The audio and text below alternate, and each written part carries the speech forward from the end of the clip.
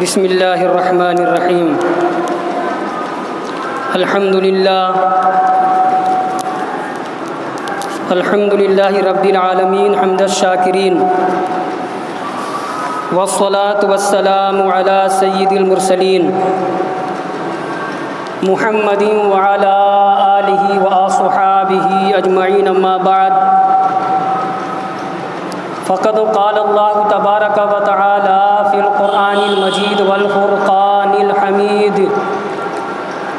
اعوذ باللہ من الشیطان الرجیم، بسم اللہ الرحمن الرحیم۔ الف لام میم، ذالک الکتاب لا ریب فیہ ھدی للمتقین۔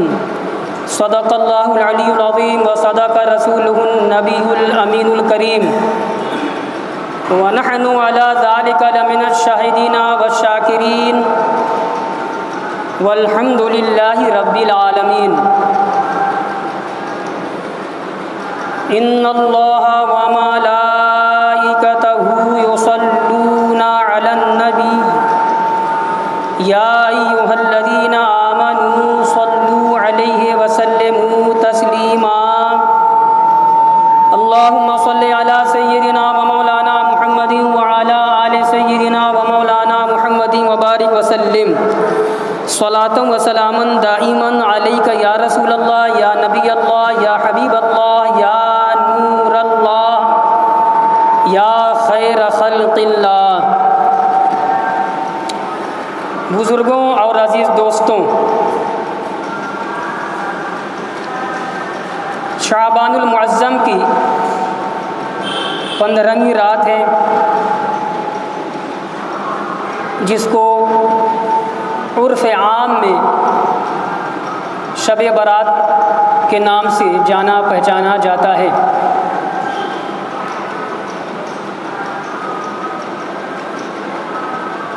بہت سال سے آج کی اس تاریخ میں اس بندے حقیر پر تفسیر کی زبانی کچھ کلمات خیر کتاب اللہ و سنت رسول اللہ کی روشنی میں آپ حضرات سماعت کرتے ہیں۔ ترجمہ کر دوں، الف لام میم، الف لام میم، الف لام میم اور ان جیسے حروف اللہ اور رسول کے درمیان راز ہے۔ یہ ہے تو الف لام میم، اللہ جانے اس کا معنی۔ ذالک الکتاب، وہ کتاب، لا ریب فیہ، جس میں کوئی شک نہیں، ذرہ برابر شک نہیں، لا ریب فیہ، اس کتاب میں کچھ بھی شک نہیں، ھدی للمتقین، اور یہ قرآن سراپا متقیوں کے لیے ہدایت ہے۔ یاد رکھیے گا، اس کا یہ کفریہ کلمہ کوئی نیا نہیں ہے۔ قرآن جب نازل ہو رہا تھا اس وقت بھی کفار مکہ نے کہا تھا، بہت سارے لوگوں نے کہا تھا، لو نشاء لقلنا مثل ھذا۔ مکے کا ایک بڑا کافر نضر بن حارث نام کا تھا، وہ ایران بھی جاتا تھا، ایک قافلہ جاتا تھا، اس زمانے میں بھی تجارتی قافلہ جاتا تھا، ایران جاتا تھا، ہیرا جگہ کا نام ہے، وہاں جاتا تھا۔ اس نے جا کر دیکھا کہ وہاں کے یہود و نصارہ کبھی کھڑے ہو رہے ہیں، کبھی جھک رہے ہیں، کبھی زمین پہ اپنا سر رکھ دے رہے ہیں۔ یہ نماز والی حیت تھی، وہ دیکھ کے آیا اور اپنی زبان میں کچھ وہ پڑھ رہے ہیں۔ جب دیکھ کر کے آیا، کہہ رہا ہے کہ محمد صلی اللہ علیہ وسلم جو کلمات پیش کر رہے ہیں نا، یہ جو قرآن کا دعویٰ کر رہے ہیں، جو قرآن پیش کر رہے ہیں، یہ میں بھی جانتا ہوں، اگر میں چاہوں تو قرآن جیسا میں کلام پیش کر دوں۔ قرآن نے سورہ انفال کے اندر نقشہ کھینچا ہے، سورہ انفال آیت نمبر 31، اس نے کہا لو نشاء لقلنا مثل ھذا، کہ اگر ہم چاہیں، اور اس کی بولی میں بولی ملائی، اس کی آواز میں آواز ملائی کافروں نے، لو نشاء لقلنا مثل ھذا، اگر ہم چاہیں تو قرآن جیسا کلمات، قرآن جیسی کتاب ہم بھی لکھ سکتے ہیں، ہم بھی بول سکتے ہیں۔ اللہ اکبر۔ ہوا کیا؟ پہلی بات تو یہ ہے، قرآن نے دوسرے مقام پہ یہ بھی کہا ہے، انا نحن نزلنا الذکر وإنا لہ لحافظون۔ اللہ پاک فرماتا ہے یقیناً اس قرآن کو ہم نے نازل کیا ہے اور واقعی اس کی حفاظت ہم کرنے والے ہیں۔ کیا کیا نہیں کیا یہودیوں نے، آج کی عیسائیت بھی یہ کام کر رہی ہے۔ نیٹ پر نیا قرآن آ چکا ہے اور وہ قرآن ہے ہی نہیں ہے، اس کو قرآن کہنا ہی صحیح نہیں ہے، الٹی سیدھی عبارتیں عربی کی ہیں۔ تو نضر بن حارث کے واقعے کی طرف میں آ رہا ہوں، اس نے کہا اور کفار نے کہا اگر ہم لوگ چاہیں تو اسی قرآن جیسا کوئی کلام ہم بھی پیش کر سکتے ہیں۔ جلال الہی دیکھیے، اللہ تبارک و تعالیٰ کی یہ کتاب ہے، یہ کتاب ہدایت ہے، کتاب برحق ہے، آسمانی کتاب ہے۔ تورات اپنے وقت میں کتاب برحق تھی، انجیل اپنے وقت میں کتاب برحق تھی، تورات اپنے وقت میں کتاب برحق تھی، میں برحق تھی پاسٹ سے ماضی سے استعمال اس لیے کر رہا ہوں۔ آج جو بائبل ہے، آج جو تورات ہے، آج جو انجیل ہے، اپنی اصلی صورت پہ باقی نہیں ہے۔ عیسائیوں نے، یہودیوں نے اس میں کمی بیشی کر دی ہے، من چاہے طریقے سے اپنی بات کو اس میں لکھ دیا ہے، بڑھا دیا ہے، اور من چاہے طریقے سے کچھ آیتوں کو، کچھ جو ہے خدا کے فرمان کو وہاں سے ہٹا دیا ہے۔ لیکن قرآن وہی ہے جو حضور محمد رسول اللہ صلی اللہ علیہ وآلہ وسلم کے قلب مقدس پر آج کے 1450 سال پہلے نازل ہوا تھا۔ وہی قرآن ہے، وہی قرآن تھا، وہی قرآن ہے، وہی قرآن رہے گا۔ قرآن کی کوئی ایک آیت کا جواب نہیں لا سکتا۔ جب نضر بن حارث نے اور اس کے ہم نواؤں نے اور دیگر کفار مکہ نے جب یہ کہا کہ اگر ہم چاہیں تو ایسا کلام پیش کر سکتے ہیں، اور یاد رکھیے گا ایک بہت بڑی بات، جب قرآن نازل ہو رہا تھا ہمارے اور آپ کے آقا، ساری کائنات کے آقا، محسن انسانیت، رحمت عالم، نور مجسم حضور محمد رسول اللہ صلی اللہ علیہ وآلہ وسلم جب اس دنیا میں تشریف لائے تو آپ کو اللہ تبارک و تعالیٰ نے 1 2 نہیں 10 20 نہیں بے شمار معجزات عنایت کی ہیں۔ معجزہ کے معنی عاجز کر دینے والی چیز۔ نبی اور رسول جس زمانے میں آئے تو نبیوں نے اور رسولوں نے اپنی نبوت اور اپنی رسالت کے لیے جو دلیل کے طور پر جو بات کو پیش کیا ہے اسی کو معجزہ کہتے ہیں، کیونکہ نبی اور رسول نے جو معجزہ دکھایا تو ان کے علاوہ کوئی دوسرے افراد اس چیز کو نہیں دکھا سکتے، اسی لیے اس کو معجزہ کہا جاتا ہے کہ عاجز کر دینے والی چیز۔ اگر اتنی بات آپ سمجھ گئے ہیں تو اللہ تبارک و تعالیٰ نے بہت سارے انبیاء کرام اور رسولان اعظام کو معجزات سے نوازا ہے، اور یہ رب تبارک و تعالیٰ کی سنت تھی، سنت الہیہ، خدا کا یہ کہ خدا کی مشیت تھی، اس کا یہ طریقہ تھا کہ جب اس نے ایک نبی کو بھیجا، ایک رسول کو بھیجا، تو اس زمانے میں جو چیز بالکل عروج پر ہوتی تھی، اس زمانے میں جو صنعت، جو کاریگری، جو آرٹ، جو فن اپنے بالکل عروج اور کمال پر ہوتا تھا، اسی اعتبار سے اللہ تبارک و تعالیٰ اپنے اس زمانے کے نبی اور رسول کو معجزہ عنایت کرتا تھا۔ حضرت موسیٰ کلیم اللہ علیہ السلام جس زمانے میں مبعوث کیے گئے، حضرت موسیٰ علیہ السلام جس زمانے میں دنیا میں بھیجے گئے، تو آپ کو معلوم ہونا چاہیے حضرت موسیٰ علیہ السلام کے وقت میں دنیا کے اندر جادوگری، فن سحر اور جادوگری بالکل عروج پر یہ فن تھا۔ اللہ اکبر، بہت بڑے بڑے جادوگر تھے، اور قرآن نے کئی جگہ حضرت موسیٰ علیہ السلام کے اس معجزے کا ذکر کیا ہے۔ تو رب تبارک و تعالیٰ نے، اللہ تبارک و تعالیٰ نے اپنے کلیم حضرت موسیٰ علیہ السلام کو کیسا معجزہ عنایت کیا؟ جادو کا توڑ عنایت کیا۔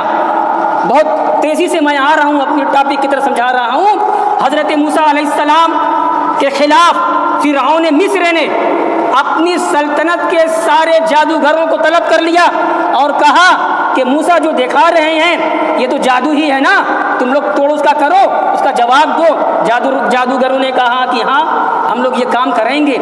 مصر کے سارے جادوگر طلب کیے گئے، اور طلب کرنے والا کوئی معمولی شخص نہیں تھا، فرعون مصر تھا۔ ایک طرف حضرت موسیٰ علیہ السلام ہے اور ایک طرف 70,000 یا کسی نے 60,000 لکھا ہے، کسی نے کچھ اور لکھا ہے، فرعون بھی آ گیا ہے، زمانے کا بادشاہ ہے۔ قرآن نے کئی جگہ یہ منظر بیان کیا ہے، واقعہ بیان کیا ہے، حضرت موسیٰ علیہ السلام کا بھی واقعہ، حضرت عیسیٰ علیہ السلام کا بھی واقعہ، حضرت ابراہیم علیہ السلام کا بھی واقعہ۔ تو جب سب اکٹھا ہو گئے تو لوگوں نے کہا، جادوگروں نے کہا کہ موسیٰ کچھ دکھاؤ۔ موسیٰ علیہ السلام نے کہا میں کیا، میں اللہ کا رسول ہوں، نبی ہوں، اب سے بھی مان جاؤ؟ کہا نہیں۔ تو ٹھیک ہے ہم لوگ دکھاتے ہیں۔ کیا کیا؟ جادوگروں نے اپنی لاٹھیاں اور رسیاں زمین پر پھینک دی، زمین پر پھینک دی، کچھ کرتب کیا، ہاتھ کی صفائی تھی وہ۔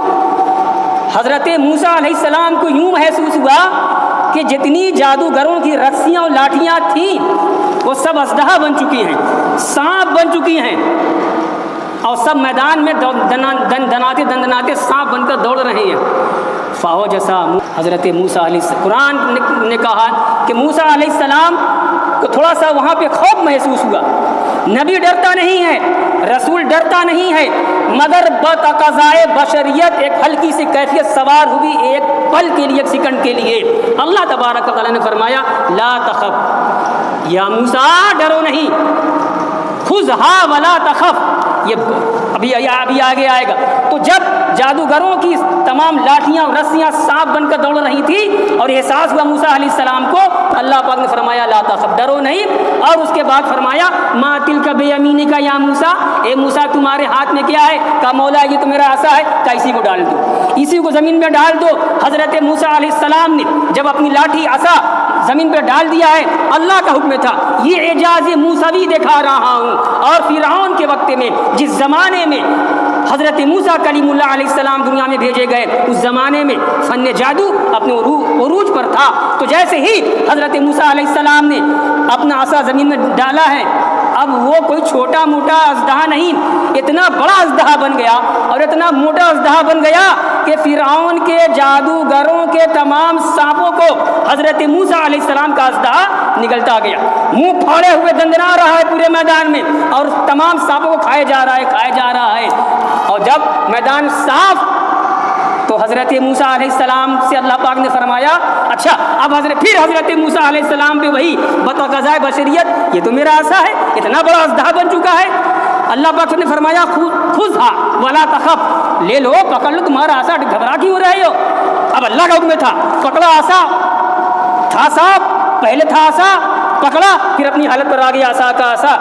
یہ معاملہ ہوا فَأُلْقِيَ السَّحَرَةُ سَاجِدِينَ، قرآن کہہ رہا ہے تمام جادوگر سجدے میں گر پڑے، بلا اختیار سجدے میں گر پڑے، اور جب سجدے میں گر پڑے ہیں تو سر اٹھا رہے ہیں، قَالُوا آمَنَّا بِرَبِّ مُوسَىٰ وَهَارُونَ کا نعرہ لگا رہے ہیں کہ ہم لوگ موسیٰ اور ہارون کے رب پر ایمان لائے، ہم لوگوں نے اسلام قبول کر لیا۔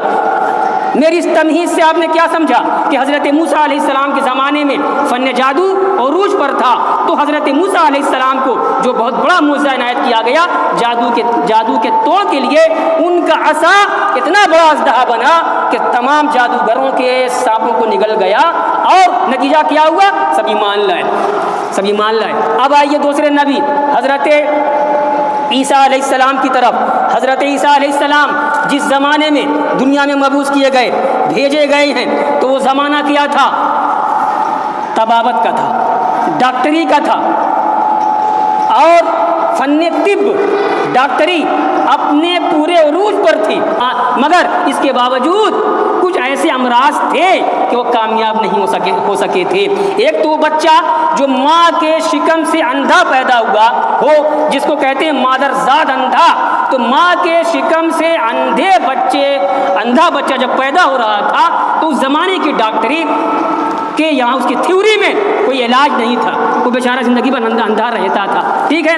اور ایسے ہی یہ جو برس ہے، مرض برس، کوڑھ، سفید داغ، تو اپنی طبابت کے باوجود، اپنی ڈاکٹری کے باوجود حضرت عیسیٰ علیہ السلام کے زمانے کے اطباء اور ڈاکٹر اس مرض کا علاج نہیں کر پاتے تھے، کرتے تھے لیکن کامیاب نہیں ہوتے تھے، ٹھیک ہے۔ اللہ تبارک و تعالیٰ نے حضرت عیسیٰ علیہ السلام کو جو معجزات عطا کیے اور دیے، اس میں سب سے بڑا معجزہ حضرت عیسیٰ علیہ السلام کا یہ تھا کہ وہ مادر ذات اندھے کو اچھا کر دیتے تھے۔ اور کیا کرتے تھے؟ پرانی قبریں جس میں مردے دفن ہوتے تھے بہت پہلے، حضرت عیسیٰ علیہ السلام نے یہ بھی معجزہ دکھایا کہ حکم سے بغیر مشیت الہی نہیں، کیا کرتے تھے کہ قبروں سے مردوں کو زندہ کر کے باہر نکالتے تھے۔ کون اعتراض کرے گا؟ کون اشکال کرے گا؟ کون سوال کرے گا؟ یہ اعجاز تھا۔ یہ معجزہ تھا حضرت عیسیٰ علیہ السلام کا، اللہ تبارک و تعالیٰ نے دیا ہے، اور بار بار اللہ پاک فرما رہا ہے میرے حکم سے، اے عیسیٰ تم مردوں کو زندہ کرتے تھے میرے حکم سے، ایک پرندے کی صورت بنا کر کے اس میں پھونک مارتے تھے تو پرندہ میرے حکم سے زندہ ہو کر کے اڑ جاتا تھا، اے عیسیٰ تم مادرزاد اندھوں کو اچھا کرتے تھے میرے حکم سے، اے عیسیٰ تم برس والے کو اچھا کرتے تھے میرے حکم سے۔ تو یہ جہاز تھا، ٹھیک ہے، بس دو نبیوں کی کو مثال کے طور پر میں نے پیش کیا ہے، ہمارے اور آپ کی آقا مولا حضور روحی فدا محمد الرسول اللہ صلی اللہ علیہ وآلہ وسلم اس دنیا میں تشریف لائے تو اللہ تبارک و تعالیٰ نے اپنے حبیب کو بہت سارے معجزات عنایت کیے، مسلمانوں بہت سارے معجزات اللہ تبارک و تعالیٰ نے دیے ہیں، انہی معجزوں میں سے سب سے بڑا معجزہ اگر کوئی ہے حضور کا سب سے بڑا معجزہ تو قرآن ہے۔ ابھی روک رہا ہوں، قرآن پہ پھر آؤں گا۔